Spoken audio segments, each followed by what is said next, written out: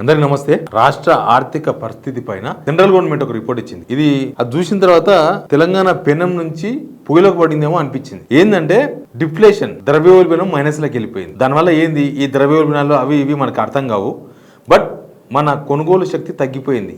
ఉమ్మడి AP plus Telangana హిస్టరీలో first time మైనస్లకు record అయింది. దీనివల్ల ఏం జరుగుతుంది, దీనివల్ల ఏంటి లాభం ఏంటి నష్టం అంటే ఆర్థిక ఇబ్బందులతో ప్రజల కొనుగోలు శక్తి తగ్గింది. కొనుగోలు లేక దుకాణదారులు వస్తువులు ఉత్పత్తులు అమ్ముకోలేకపోతున్నారు. డిమాండ్ తగ్గింది. తర్వాత ఉత్పత్తిని తగ్గించారు. డిమాండ్ లేనప్పుడు తయారీ కూడా తగ్గింది. తయారీ తగ్గిందంటే కంపెనీలు వర్క్ తగ్గిపోతుంది. కంపెనీలో అంతమంది ఎంప్లాయీస్ అవసరం లేదు. తర్వాత పరిశ్రమల మూత దారితీసే అవకాశం ఉంది.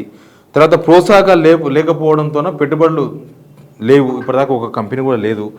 రియల్ ఎస్టేట్ మార్కెట్ పడిపోవడంతో ప్రభుత్వ ఆదాయానికి పెద్ద గండి పడ్డది. జీఎస్టీ, స్టాంప్ డ్యూటీ, రిజిస్ట్రేషన్ ఫీజులు ఆగిపోవడంతో ప్రభుత్వం ఖజానా ఖాళీ అయ్యింది. ప్రజలకు సంక్షేమ పథకాలు అమలు చేయడంలో వైఫల్యం అయిపోయింది.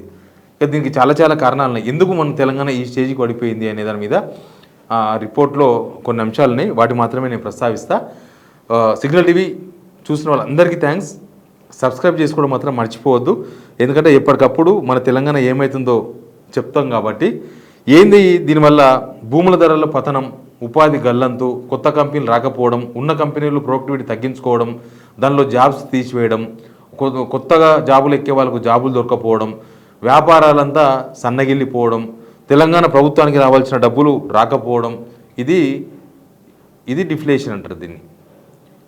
ఎందుకు అయింది డిఫ్లేషన్? ఎందుకు వచ్చిందంటే పడిపోయిన రియల్ ఎస్టేటు, పెట్టుబడుల్లో స్తబ్దత, ఉపాధి అవకాశాలు తగ్గడం, సాగు ఉత్పత్తులకు మద్దతు ధర లేకపోవడం, మొత్తంగా ప్రజలు కొనుగోలు శక్తి తగ్గడం.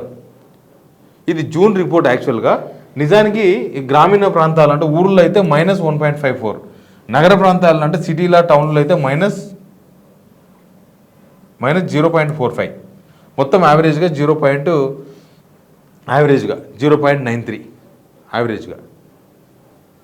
ఇప్పటివరకు ఇష్టం లేదు ఇది. అంటే మన కొనుగోలు శక్తి పడిపోతుంది. జనాలు ఏదైనా కొందామంటే భయపడుతున్నారు. ఏదైనా ఎవరైనా బిజినెస్ పెడదామంటే భయపడుతున్నారు. నడుస్తుందా నడవదా? ఇప్పుడు చాలా చూడండి, హైదరాబాద్లో చూస్తుంటాము, నగరాల్లో కూడా మీరు ఉంటే కామెంట్ చేయండి. కొన్ని హోటల్స్ మూసేసినారు. బ్రాండెడ్ టిఫిన్ సెంటర్స్ అవన్నీ మూతబడినాయి, నడుస్తలేవు. అసలు యాక్చువల్గా ఎంత దరిద్రమైన పీరియడ్ వచ్చినా, ఎంత కరోనా టైం వచ్చినా, ఎంత అప్పట్లో వచ్చింది కదా, అప్పట్లో మనకు ఆర్థిక మాంద్యం వచ్చింది 2008 ఆ టైంలో. ఆర్థిక మాంద్యం వచ్చినా 2 రంగాలు మాత్రం కుంటుపడలేదు. అంటే రెండు రంగాలు ఇబ్బంది పడకుండా నడిచినాయి. ఒకటి తిండి, ఇంకొకటి హాస్పిటల్స్.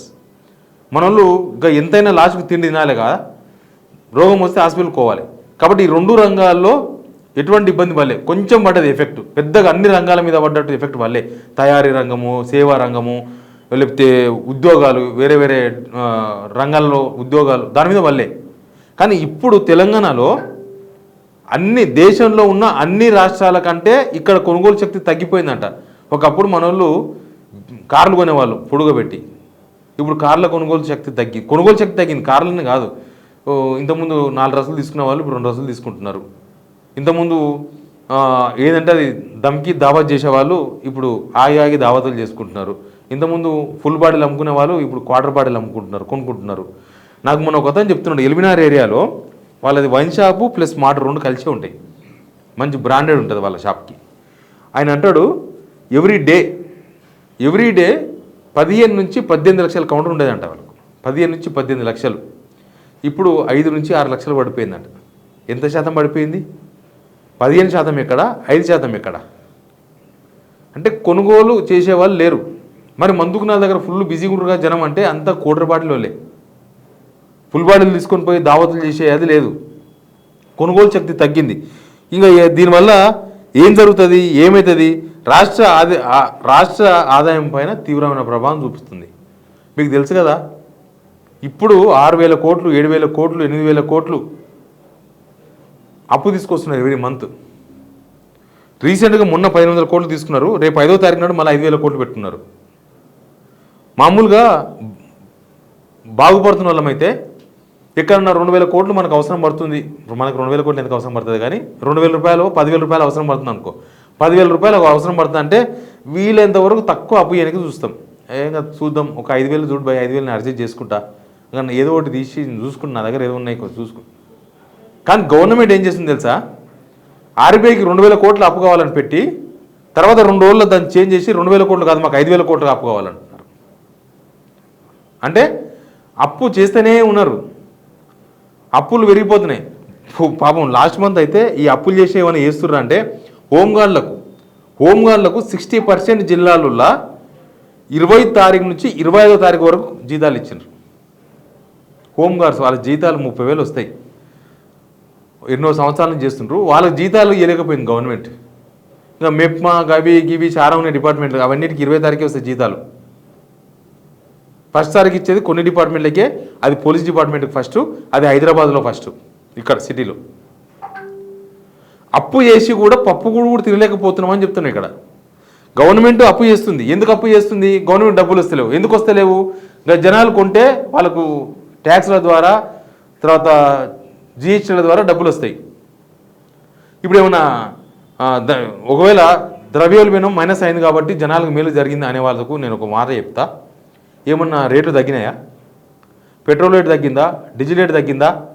కూరగాయల రేటు తగ్గినాయా? టమాటాలు 70 రూపాయలంట, వంకాయలు 40 రూపాయలంట, కూరగాయల రేటు మండిపోతున్నాయి. పోనీ ఏమన్నా డ్రెస్సులు ఏమన్నా మనం కొనుక్కునే బట్టలు ఏమన్నా తగ్గినాయా?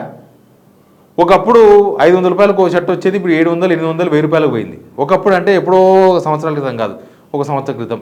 ఇంకా ఎట్లా వస్తాయి మనకు? మనల్ని ఎవరు నమ్ముతారు? ఎట్లా ఎట్లా ఎట్లా ఎట్లా చేయమంటారని రేవంత్ రెడ్డి గారు అడుగుతారు.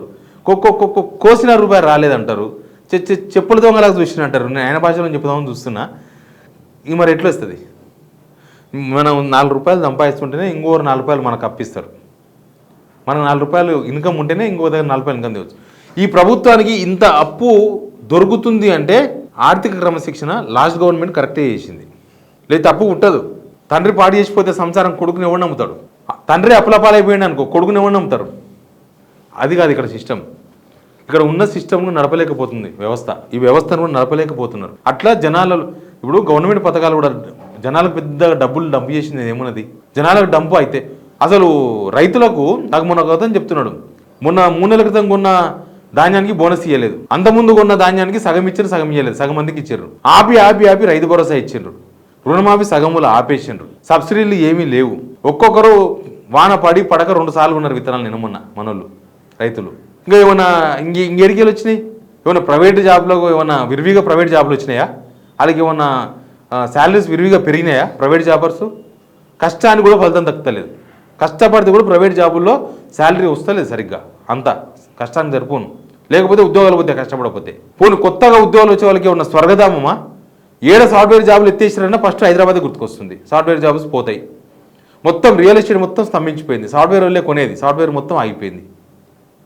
ఇట్లా మొత్తం కూడా మనం పెనం నుంచి పొయ్యిలో పడ్డాం. ఆ పొయ్యిలో కాలిపోకుండా ఉంటామా, మంచిగా ఉంటామా, బూడిదవుతామా, ఏమవుతామో కానీ మనం మంచిగా ఉండాలని కోరుకోవాలి. బట్ గవర్నమెంటు దీనికి ఎప్పుడైనా మనం అమలపాలైతే ఏం చేస్తాం? 4 పర్సనల్ లోన్లు అప్పైనాయి అనుకో, తక్కువ ఇంకో లోన్ తీసుకొని ఇవన్నీ క్లోజ్ చేసేసి ఇంకా నిమ్మలంగా మళ్ళీ లోన్లు తిరిగిపోము. ఈ గవర్నమెంట్ అట్లా లేదు. పోడే ఒక స్కీమ్ అమలు చేసేది లేదు, ఓ ప్రాజెక్ట్ కట్టేది లేదు, ఓ రోడ్ వేసేది లేదు, ఎవరికి ఇచ్చేది లేదు. అప్పులు మాత్రం పెరిగిపోతున్నాయి. అందుకే మనం పెనం నుంచి పొయ్యిలబడ్డామంటున్నాం. ఇది ఎప్పుడు రికవరీ అవుతుందో చెప్పలేము. ముందు పోతుంటే ఇంకా ఏమైతే కూడా తెలియదు. Please subscribe.